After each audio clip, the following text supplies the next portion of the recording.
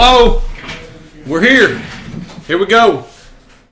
Now don't let him hog all the limelight. When they ask a question, you know something Wade does. Trev is here. Trev is getting ready to go head to Jamaica. So safe travels to Trev, man. Jim is here. And somebody from Columbus, Ohio just called us. That was probably Juan. That was probably Juan, yeah, with the John Deere Edger. All right. I don't know how many people we got in here, but there's a few of us in here. So, everybody, this is Boo, Brandon Price, one of our sales guys. Got a lot of y'all probably talked to Boo. Boo's one of our more technical salesmen. So, if you call in, he's a big Ford fan. He's from Carlisle. Call in. You want to talk to Boo. Boo will answer all your questions. He won't know you if you call him Brandon. So, you will have to address him as Boo. So, I guess we've got show prep to do today. We got stuff to talk about here. We're already halfway through January. That's crazy. We only have one snow. I got my snowblower out, blew a little snow. I called Boo. It was gone. Yeah, it's gone next day. No, same day. Same day. Gone. Hello, Cooper Cornelius. How are you, sir? We got 6-0 videos. Jimmy, cameo by Jimmy. Actually, it's a threesome today. Jimmy's in too. I'll just sit in. I introduced Boo already. So we're doing a 6-0 project right now. I just loosened up we were putting a Blue Spring kit in. I loosened up the cap on it, blew fuel everywhere, not thinking, and I screwed up the whole video. So there's that.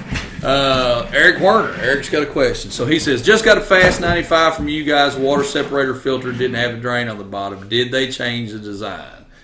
They have changed the design. That's one we've been talking about. Yep, they've changed the design. We are in a transition on part numbers right now. The water separators that we've got do not have drains on them. We are working through this situation with Fast. They are coming out with a whole new design water separator. We will have more information about it once they release it. To be honest with you, we've been weeding through all the problems with no water drains on them. I got to talk to the owner of Fast yesterday. He called me. We're talking through it. So we're waiting for an announcement from Fast on what these are, but what you have is going to work just fine. Go ahead and put it on your pump, and then we'll have a technical announcement on that. Hopefully it's going to be backing up. Eric, I hope they have it done this week. So it's on its way, man. But you're totally okay to run it. But we're going to wait for Fast to tell us technically what all that is. You haven't heard anything. I hadn't heard anything about that. That was the first I heard about it. All right. Yep. Richard Bunch says, guys, I have an Air Dog 2, and I'm wondering what the main difference between it and the new 4G pump is. Thanks. Either one of y'all want that? But the Air Dog 2, the first, that was the wet motor, correct? Yes. So the Air Dog 2 had the possibility, not bashing Air Dog at all, but the Air Dog 2 had the possibility of fuel being able to make its way into the motor and causing a premature failure. With the Air Dog 2 4G pump, that is a dry motor that is separated by a... They've got another seal in there. Another seal that's a better seal than what was in the original Air Dog 2. So... wet motor versus dry motor, the Air Dog 2 4G should have less failures than what the Air Dog 2. The shaft is supported on another point too, so you're not going to have the wobble in the shaft, for lack of a better word, to waller out the seal.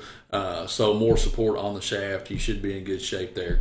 Just like Jimmy said, it's a dry motor, so you don't have to worry about any of the fuel contaminating the electric motor. So the electric windings on the motor, you get fuel contamination in there, donezo. And the adjustable pressure regulator is still there as well on the 2 4G. Exactly. Different motor. They call it a digital motor. Isn't that what they call it? I think so. But it's good pump. Very, very good pump. So Chris Bilbo, he says, what is your opinion on GDP tunes? You like GDP, Boo? Yes, sir. Sell a ton of GDP? A lot. Yeah. Yep. GDP is what most daily drivers, guys that use their trucks. Yep. It's good overall tune, good performance tune. Most of our shops use them too. Most of our wholesale shops use them. As far as customer service and everything goes, I mean, GDP, they're on top of their game for sure. Yeah. Jimmy said it right there. You're going to get excellent. You're going to get an excellent product from GDP. Good tuning. The guys at GDP take a lot of pride in the tunes that they've got, but they've just got an excellent customer service base. They will take care of you if you've got any questions. If it's a question we can't answer, GDP will get you taken care of, no problem. So, Sam Hicks, is there any difference between the drivetrain between the 96 through the 98 12 valve? I can't remember right offhand. There were more Dana 80s in the 98s, weren't there? There was mostly Dana 70s in the 96. I think that's right. I don't know much different at all, Sam. Yeah. Logan D says, plug them up with the attic cold coming in. Hope everybody has good batteries. Right way, that's exactly right. Check your batteries. If your batteries, even if they're just barely not load testing well, you're going to have a lot of trouble this winter. Fuel filter, batteries, plug your truck up. She'll start every time, man. Ryan Allen says, I disagree. Ryan Allen disagrees with you. Of all the days for Ryan Allen to watch the show he watches today. That's what's your nickname for Ryan Allen? That's Jimmy's gay buddy Ryan. Yeah. It's Jimmy's gay buddy Ryan. The redheaded kid, he knows some stuff. He knows some stuff, man. Mickey Cochran's here. Mickey's there. Nathan Snyder is a damn good American. Nathan, how are you, sir? Our buddy Nathan. Cooper Cornelius says that was a great deal y'all have with the Edge CTS2 and free sensor. Yes, sir. We hope that you took advantage of that for sure. Derek Van Dam, that is a damn good last name, buddy. Doing a Cummings swap in my square body. Currently is paired with a Get Rag 360. What do you suggest I upgrade to? If you're going to stay with manual shift transmission, I say you just get an MV4500. Yeah, for sure. I agree. Isn't the Get Rag kind of close to that anyways? Yeah, I mean, it's pretty close, but I think the MV4500 is a little bit more of a robust transmission, so go with the definitely go with the MV4500 if you can get one. Josh Dysard, sorry if I messed that up. Fuel screw and smoke screw difference on a P7100 injection pump 12 valve. Fuel screw and smoke screw difference on a P7100. Well, you don't. Talking about the AFC. So yeah, exactly. So with the VE pump, with the P7100 frame pumps, you don't have a fuel screw kind of like you do on the old VE pumps. But now inside of the AFC housing, what we call star wheel or the low boost wheel or the smoke wheel, you can make an adjustment to that for low boost fueling. That's inside the AFC housing. Obviously, you've got fueling adjustments that can be made in the fueling plate, can be slide inside of the pump housing as well. That makes your fuel come in at different points, but that's the same way with the AFC housing. The wheel inside of that is your low boost, and it's a wheel instead of a pin. So Ben Shaddy is on today. Hey, so we are in the midst of greatness with the great Ben Shaddy is here. Ben is the fastest dude in America. So Ben, thanks for watching, man. All right, Dane Cobble says I got an 08 Power Stroke, and when loaded, it will lock in second gear. If I try to get up to speed too fast. Dane, honestly, the only thing I can think of on that one is probably a valve body issue. It's probably solenoid sticking. Yeah, solenoid sticking or something of that. So, is your hair as gray as the camera angle? No, it's the hair. I need a haircut too, and it shows up even worse when I need a haircut, man. But yeah, thanks, I appreciate that, brother. I see a little gray coming in yours too. So, Ryan Weeble, Derek Eaton Fuller, 18 speed. All right, Ashley Jeffcoat, can you turn up the VP44 injection pump on a 2000 Ram 2500? So actually, what you're going to want to look at in there is you're going to want to look at a module like an Edge module or a Quadzilla module. That's going to get you a little bit better for them. Smarty, that's exactly right. That's through the ECM. Yep. Any of those adjustments you make, you want to make sure you got to have an upgraded lift pump as well. But yes, we don't. We can get you a little bit better fueling out of your VP44. Brendan Karcher, what is your favorite diesel truck? Boo, what's your favorite diesel truck?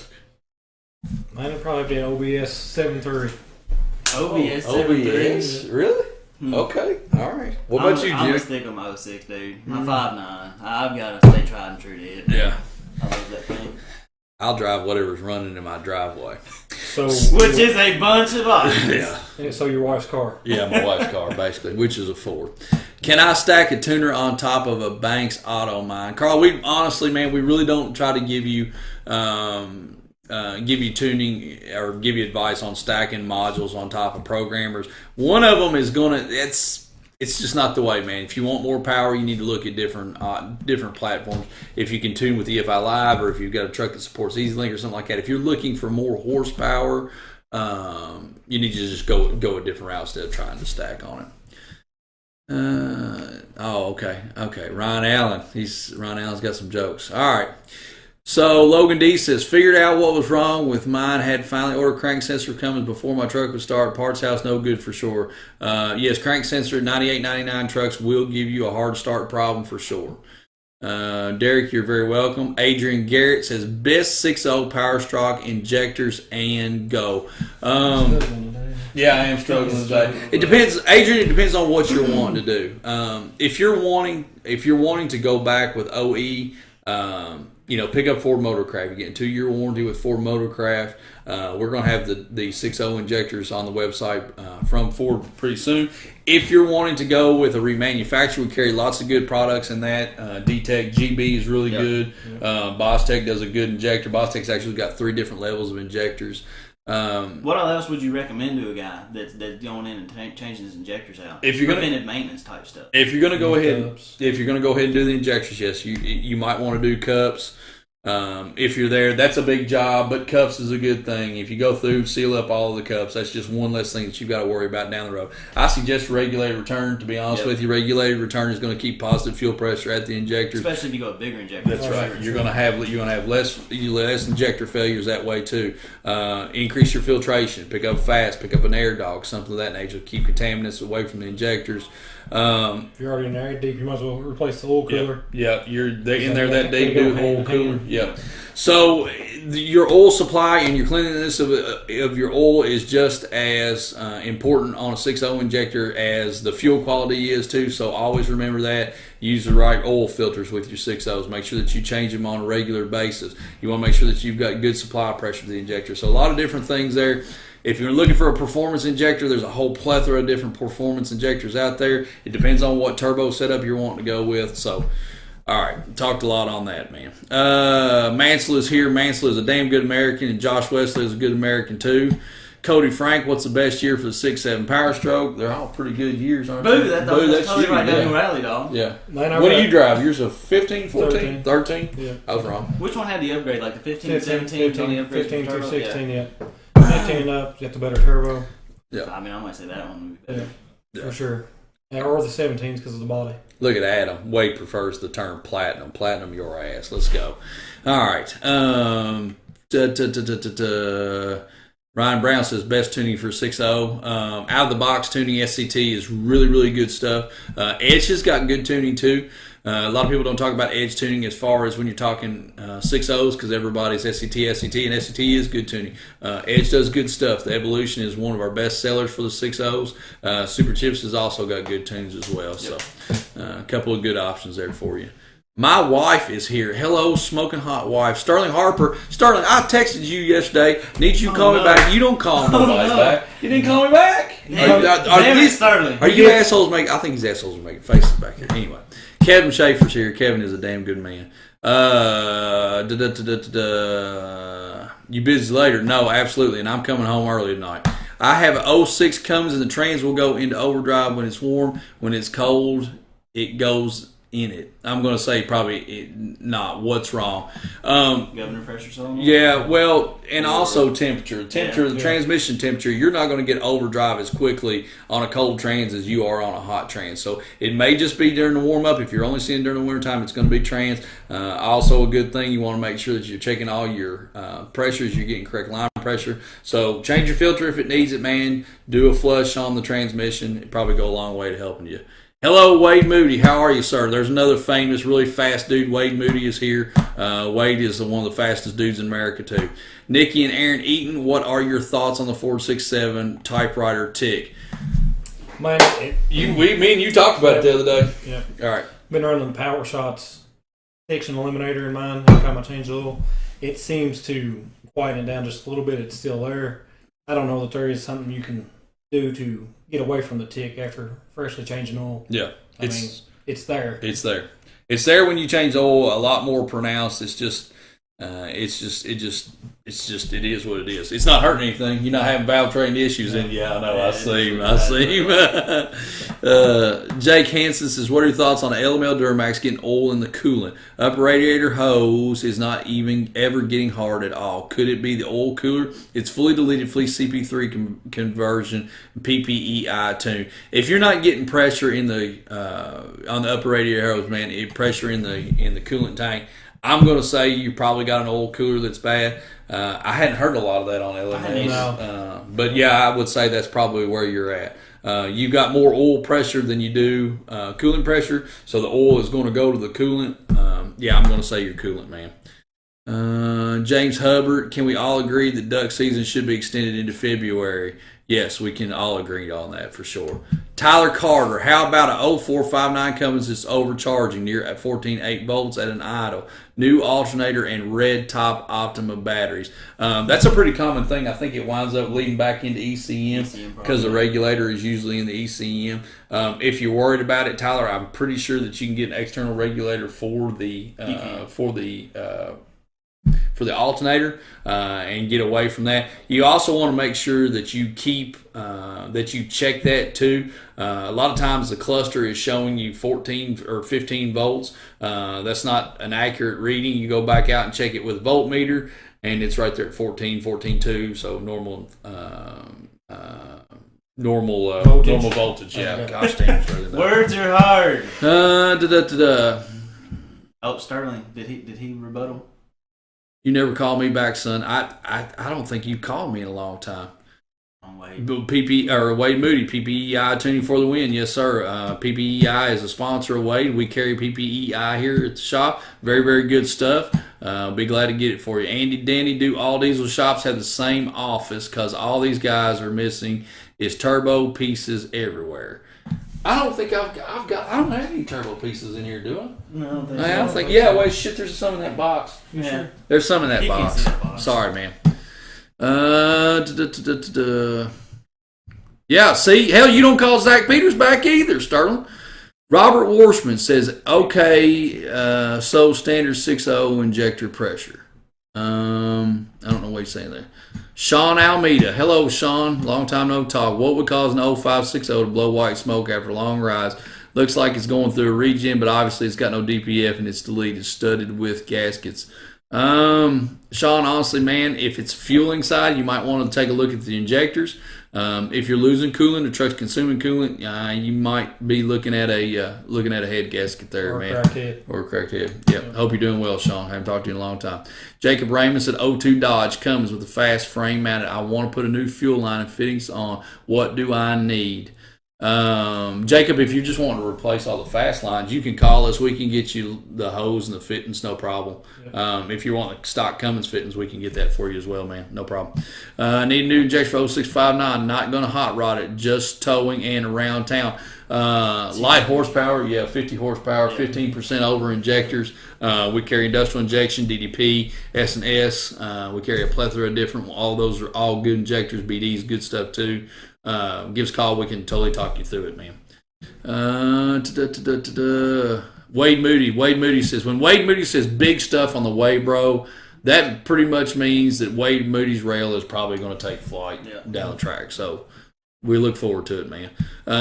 Colton Capel, 02 Cummins, misses real bad with a tune, and tune has Quadzilla. Runs fine stock. Bad VP has 150 injectors. So if it runs bad, runs bad with the program on it, but runs fine stock. There could be a number of things there, don't you think? I mean, that might be a bad electrical connection on the programmer. I mean, possibly. Yeah. I mean, what's your lift pump pressure? Yeah. What does it do when it cuts in and out like that? Especially with the programmer on it. I'm not leaning towards the Quadzilla or the programmer, but I mean, with it running bad on there, I mean, is it possible bad module? It could be. Depends on the advanced timing also. Yeah, what timing are you running in? How are your setups? And then also, did you do feed tubes? If you did feed tubes with the truck, it's probably, if it's missing at all time, or if you just got that miss at idle, it could definitely very well be feed tubes if you've drilled out feed tubes or drilled your own feed tubes out. So just something to think about.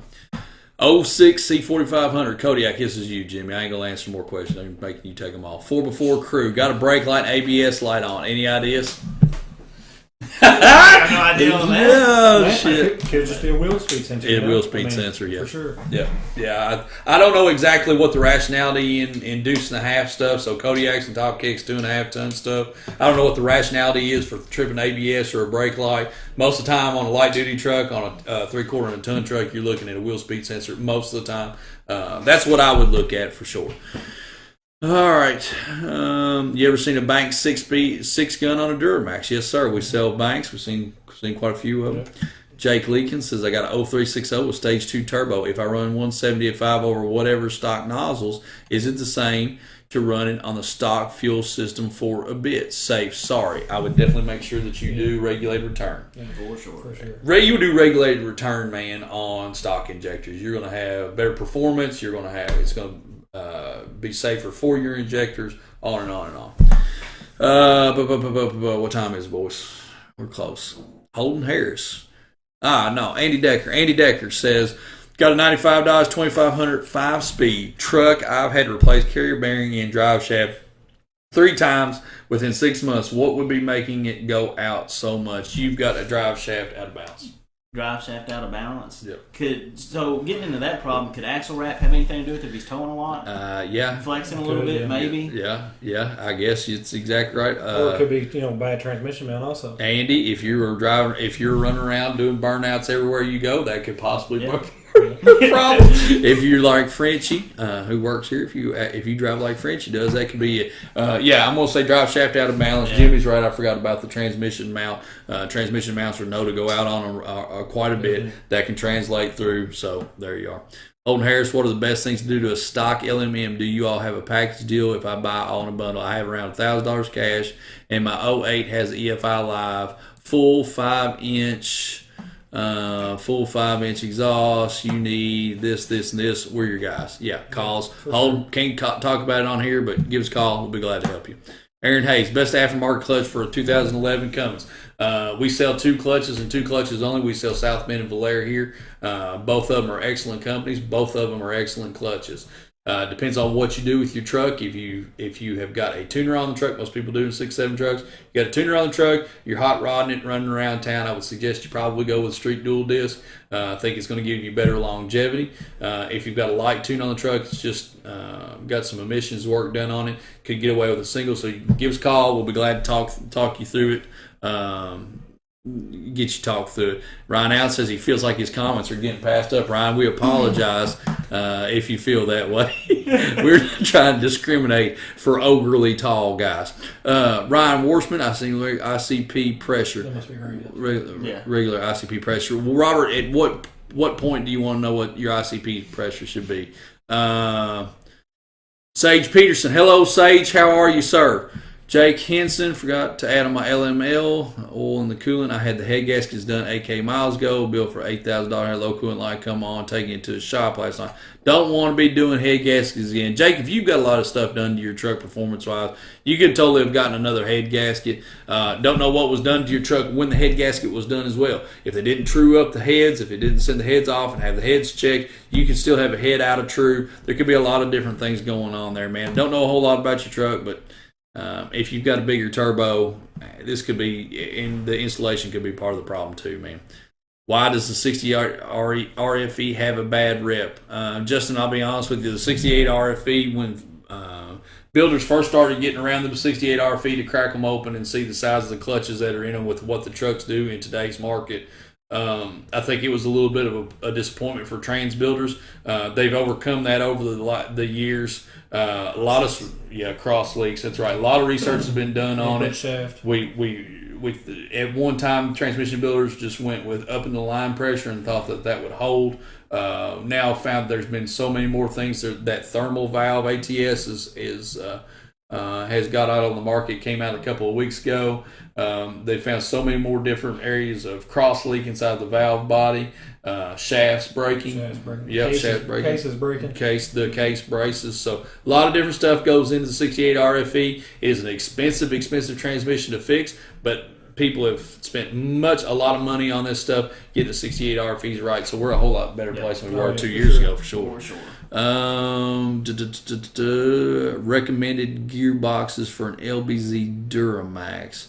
Recommendation on gearbox for an LBZ Duramax. Take it, Jimmy.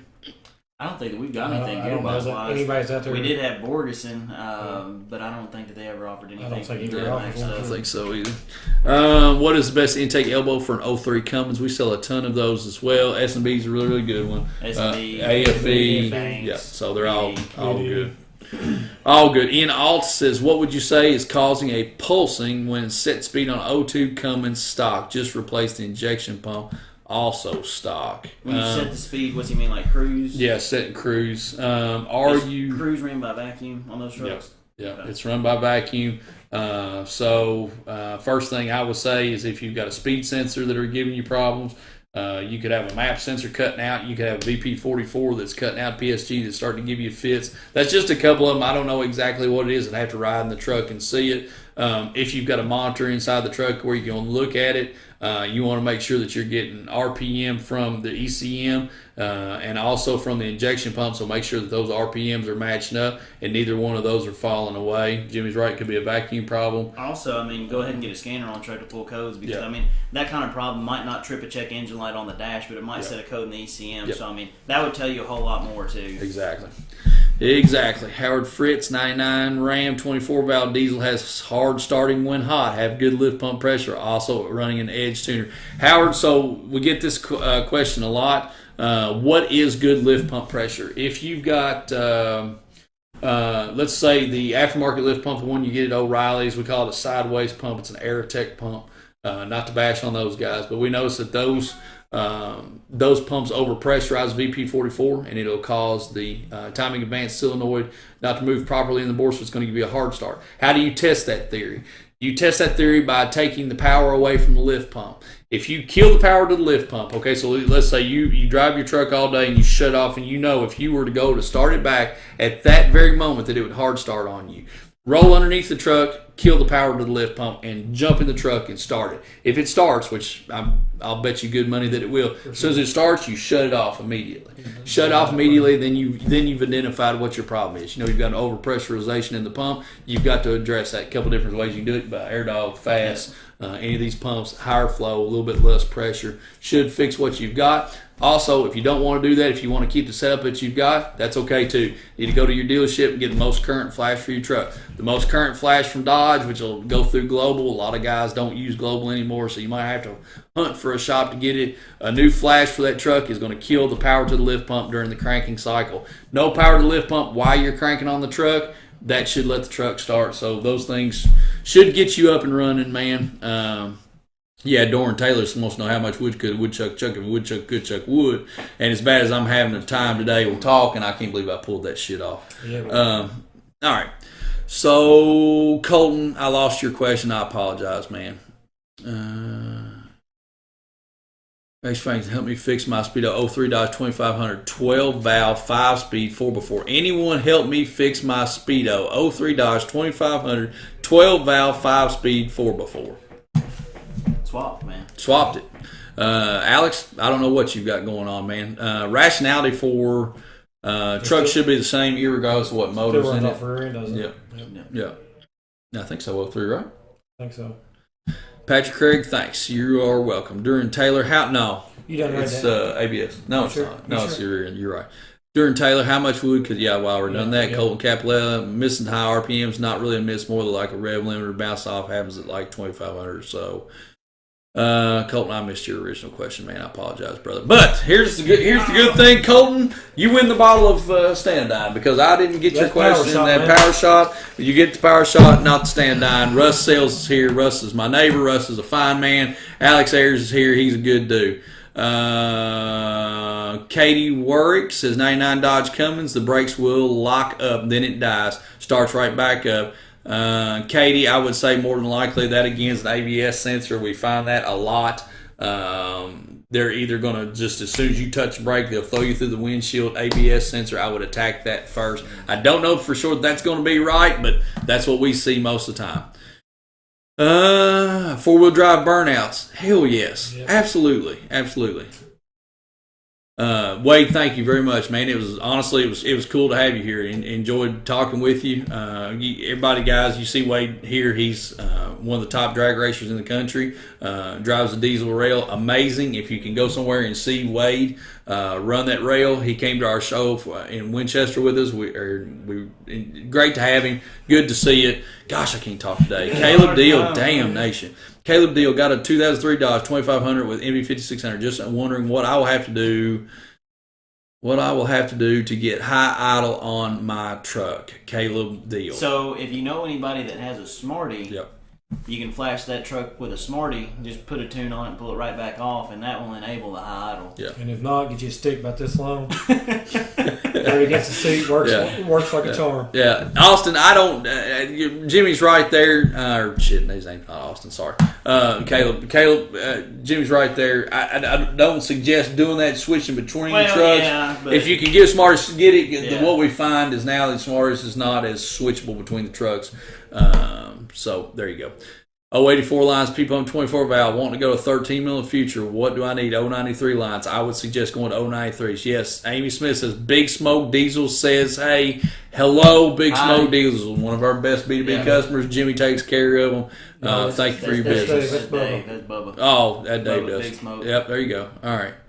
Boys, I think we were out of time. 3:40. Let's do...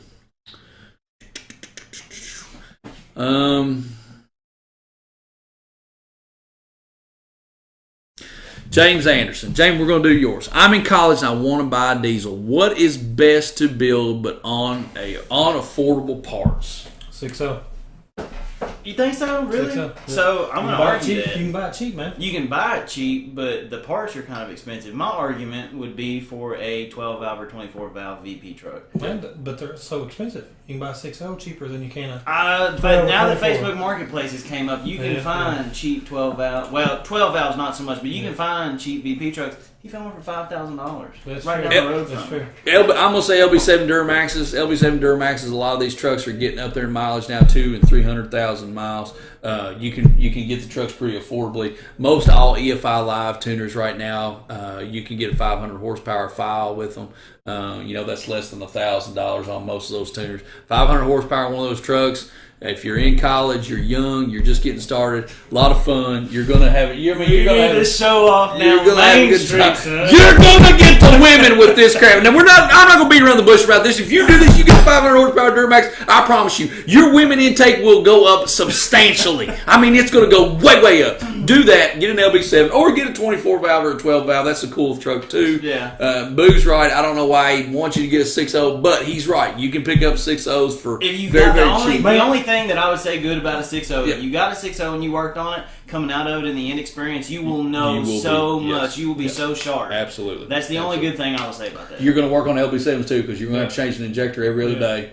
If you're going to get a VP, go ahead and bank on getting an injection pump. Yeah. That's awesome. Good question, man. Good question. So we appreciate you all watching. Adam had a bunch of stuff on here that I was supposed to read to you all. I'm going to tell you what the real question about this is. For you Georgia fans, you Georgia natives, you guys tried to get our offensive coordinator. You didn't get him. Kentucky football is back on the map, baby. We got the offensive coordinator you wanted. Here we are. Come get us. Everybody in the East, all of you. You Tennessee fans, I know you're out there. Pence, he's a Tennessee fan. All that crap. Kentucky on top of the East next year.